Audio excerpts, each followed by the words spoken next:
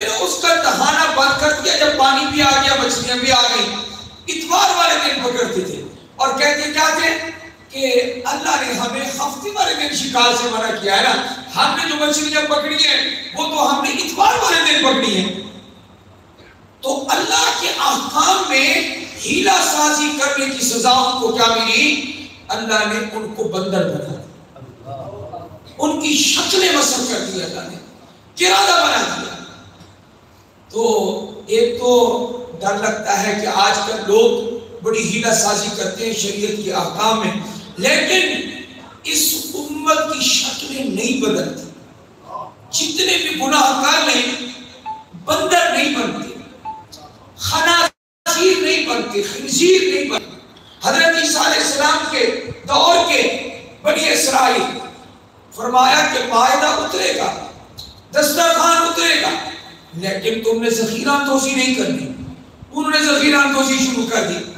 اللہ تعالیٰ نے مائدہ والوں کو خنازیر بنا دیا، اللہ نے ان کو خنزیر بنا دیا، سور بنا دیا. اللہ نے شکلیں بدل گئی.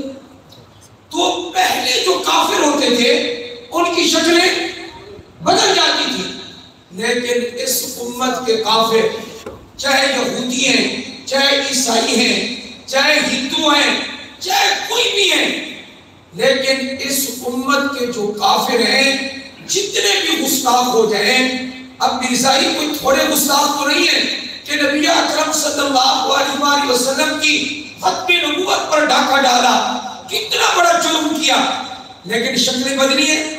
شکلیں نہیں بدلی. اس کی وجہ کیا ہے؟ عیسائی، یہودی، جو بھی کافر ہے، لیکن حضور کی امت میں جب وہ شامل ہے اللہ نے ان سزاؤں سے بچا لیا جو پہلی امت کے کافروں پہ اللہ جاری فرماتے تھے. اللہ تعالیٰ نے مسخ نہیں رکھا، اللہ نے شکلیں نہیں بدلی. آپ بتائیے کہ کافروں کی شکلیں کیوں نہیں بدلتی؟ یہ بندر خنزیر کیوں نہیں بنتے؟ یہ پتھر کیوں نہیں بنتے؟ اس کی وجہ صرف اور صرف کیا ہے؟ وَمَا أَرْسَلْنَاكَ إِلَّا رَحْمَةً لِلْعَالَمِينَ. اللہ نے ہماری کو رحمت بنا کر بھیجا ہے، اس لیے میں نے علیہ وآلہ وسلم تو میں یہ کہہ رہا ہوں مومنین کی لیے تو آپ رحمت کی رحمت ہیں، لیکن کفار کے لیے بھی آپ، کافروں کے لیے بھی آپ رحمت ہیں. اگرچہ ان کو جو اخروی سزا ہے وہ بہت سخت ملے گی کہ جہنم میں چلیں گے.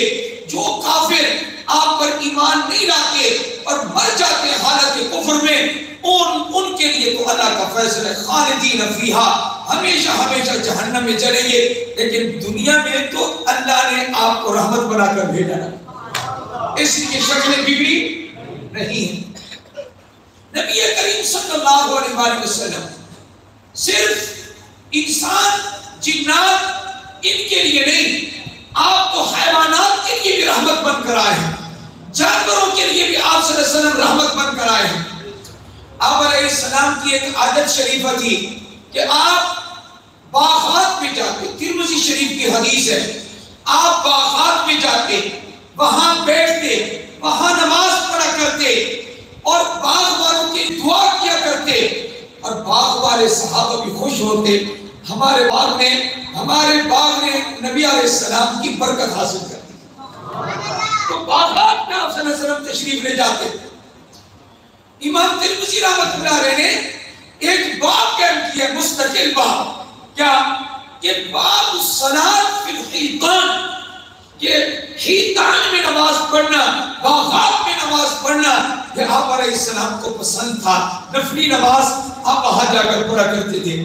تو ایک مرتبہ انصاری صحابی کے باغ میں تشریف لے گئے، وہاں تشریف فرماتے کہ ایک اونٹ اور اونٹ آ کر اپنا سر آپ کے قدموں میں دیتا ہے، آپ کے سامنے رکھ دیتا ہے.